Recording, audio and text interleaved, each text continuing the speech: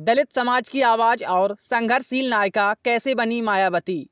नई दिल्ली का श्रीमती सुचिता कृपलानी अस्पताल, जहां गौतम बुद्ध नगर में डाक कर्मचारी के तौर पर काम करने वाले प्रभुदास की पत्नी रामरती ने एक बेटी को जन्म दिया। लेकिन कौन जानता था कि गरीब और दलित परिवार में जन्मी ये लड़की भारतीय समाज के सबसे कमजोर वर्ग दलितों की सबसे ताकतवर महिला बनेगी और भारत के सबसे बड़े सूबों में शुमार उत्तर प्रदेश की 4 बार मुख्यमंत्री होंगी, जिसे राजनीति विश्लेषक लोकतंत्र के चमत्कार के रूप में याद करेंगे। जी हाँ, हम बात कर रहे हैं अपने समर्थकों में बहन जी के नाम से मशहूर बहुजन समाज पार्टी बसपा सुप्रीमो मायावती की, जो 15 जनवरी को 66 साल की हो गई हैं।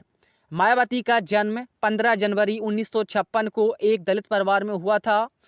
उनके 6 भाई और 2 बहनें हैं। परिवार के पुत्रों को निजी स्कूलों में भेजा गया था, जबकि बेटियों को सरकारी स्कूलों में पढ़ाया गया। पुरुष प्रधान समाज में हमेशा बेटों को ज़्यादा तरजीह दी जाती है और इसका सामना मायावती को बचपन से करना पड़ा। भारतीय समाज में जब आज भी बहुत कम महिलाएं नेतृत्वकारी भूमिका में हैं, तो ऐसे समय में एक दलित महिला किसी पार्टी की प्रमुख व पहली दलित महिला मुख्यमंत्री होने का श्रेय प्राप्त करेगी, ऐसा शायद किसी ने सोचा भी नहीं होगा। कैसे राजनीति में आई मायावती। मायावती का राजनीति में आना भी एक बड़ी दिलचस्प घटना है, जो बचपन से जिद्दी और आक्रामक रही थी। जातिगत अंश उन्हें बार बार कचोटता था, इसलिए बहुत कम उम्र में अपने भगवती तेवरों के साथ 1977 में एक सार्वजनिक कार्यक्रम में वो राजनीति के धुरंधर नेता राम नारायण से भिड़ गईं। ये वही राम नारायण थे जिन्होंने तत्कालीन प्रधानमंत्री श्री इंदिरा गांधी को रायबरेली से चुनाव हराया था। यह घटना हर जगह चर्चा का विषय बनी। इसी घटना ने मानवर कांसीराम और मायावती की मुलाकात की पटकथा लिखी। जैसे ही कांसीराम को इसके बारे में पता चला, बिना किसी पूर्व सूचना के वो मायावती के घर पहुंच गए। ये वो वक्त था जब मायावती सिविल सर्विसेज परीक्षा की तैयारी कर रही थी।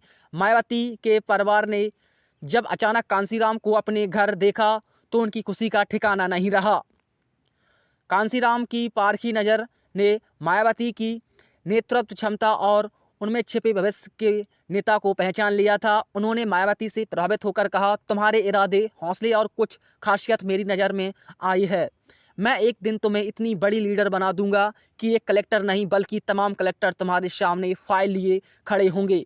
तभी तुम लोगों के लिए ठीक से काम कर पाओगी। कांसीराम के इन शब्दों ने मायावती पर गहरा प्रभाव डाला। यहीं से उनका राजनीतिक सफर शुरू हो गया। लेकिन ये सफर इतना आसान नहीं था। हर कदम पर उन्हें पुरुषवादी समाज के जहरीले दंश झेलने पड़े। सामाजिक दबाव के चलते मायावती के पिता ने उन्हें घर या राजनीति में से किसी एक को चुनने को कहा और उन्होंने राजनीति के लिए अपना जीवन समर्पित कर दिया। बहुजन समाज को जागरूक करने का मिशन। मायावती अपना घर छोड़कर दिल्ली के करोल बाग के बामसेब के दफ्तर में आकर रहने लगीं और वहीं से मिशन का काम शुरू कर दिया। संकल्प के साथ मायावती ने कांसीराम से कहा, अब मैं अपना जीवन मिशन में लगाना चाहती हूँ। ना मुझे शादी करनी है, ना परिवार से बंद कर रहना है। इस संकल्प से प्रभावित होकर कांसीराम ने उनको आगे बढ़ाना और प्रोत्साहित करना शुरू कर दिया। लेकिन ये बात भी बहुत लोगों को रास नहीं आई।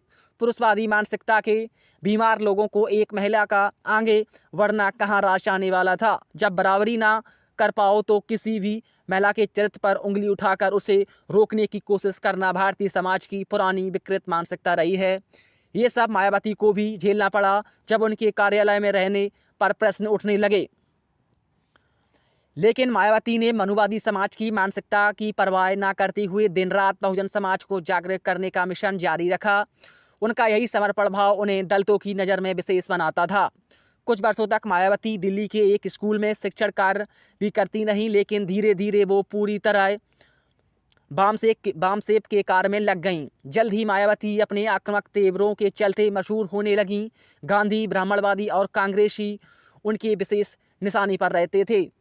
गांधी के जातिवादी विचारों को वो लगातार लोगों के सामने रखकर लोगों को हरिजन शब्द से मुक्त होने को बोलती। वो कहती, यदि हम हरिजन की औलाद हैं तो क्या गांधी शैतान की औलाद थे।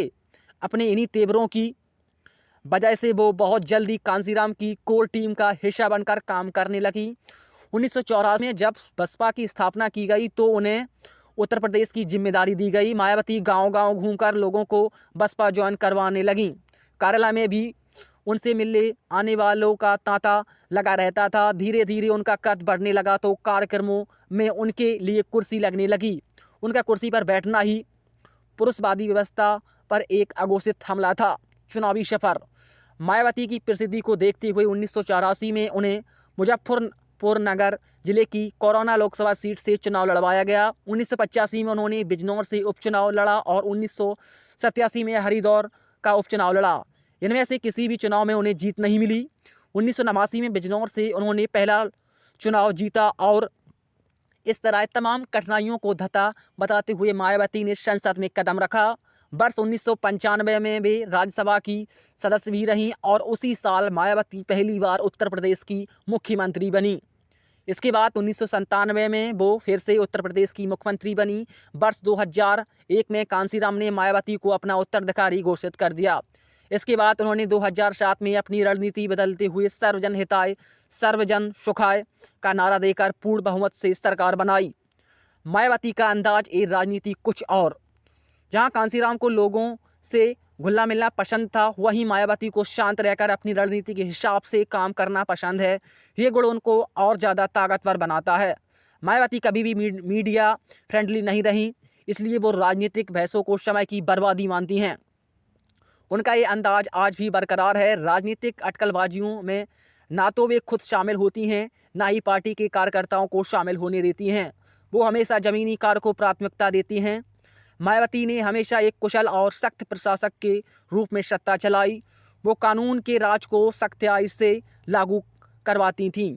उनके राज का एक हिस्सा किसी राजनीतिक गलियारों में बहुत चर्चा का विषय बना जब उत्तर प्रदेश के एक बड़े किसान नेता महेंद्र सिंह टिकैत ने एक जनसभा में, जिसमें अजीत सिंह भी मौजूद थे, मायावती को जाति सूचक गालियां दी। मायावती ने तुरंत टिकैत की गिरफ्तारी का आदेश दिया। टिकैत तुरंत अपने गांव सिसौली भाग आए। गांव की घेराबंदी कर पानी बिजली काट दी गई। अंत में टिकैत को पुलिस के सामने आत्मसमर्पण करना पड़ा और माफ़ी मांगनी पड़ी। मायावती लगातार सामने आई चुनौतियों का मुकाबला करके मजबूत बनकर निकली। यहाँ तक कि गेस्ट हाउस कांड के रूप में उनकी हत्या तक की साजिश रची गई, लेकिन वो कभी घबराई नहीं और हमेशा दलितों के हितों के लिए आगे बढ़कर लड़ी। मायावती ने अपनी सत्ता के समय यूपी के बड़े बड़े गुंडों को सलाखों के पीछे पहुंचा दिया। वहीं कई अंडरग्राउंड हो गए। सख्त प्रशासन के लिए विपक्षी भी उनका लोहा मानते हैं। चाहे किसी जाति या धर्म का व्यक्ति हो, प्रदेश की आम जनता ने बसपा शासन में हमेशा सुरक्षित महसूस किया। खासकर दलित शोषितों महिलाओं ने एक महिला मुख्यमंत्री के शासन को काफ़ी पसंद किया। बेजवानों को आवाज़ दी। मायावती ने बेजवानों को आवाज़ दी। उनके लिए दलित समाज का हित हमेशा सर्वोपरि रहा। इसलिए रोहित बेमुला का मामला हो या सहारनपुर हिंसा का, उन्होंने समाज हित को आगे रखते हुए राज्यसभा तक से इस्तीफा दे दिया। बाबा साहेब आम्बेडकर के सपने शासक बनो को उन्होंने पूरा किया और दलितों को स्वाभिमान से चलना सिखाया। उन्हें कई बार भारत के सबसे प्रभावशाली हस्तियों में नामांकित किया गया। पुरुष प्रधान समाज में मायावती की मजबूत और निर्भीक छवि उन्हें आज तमाम महिलाओं का आदर्श बनाती हैं। उनके किए गए कामों की वजह से आज भी दलित समाज के लोग मायावती के राज के सुनहरे दिनों को याद करते हुए खुद को गौरवान्वित महसूस करते हैं। दलित समाज ने हमेशा मायावती को अपनी आवाज़ और अपने संघर्षशील नायिका के रूप में देखा। ये मुकाम उन्हें उनके कड़े संघर्षों की वजह से ही मिल पाया है।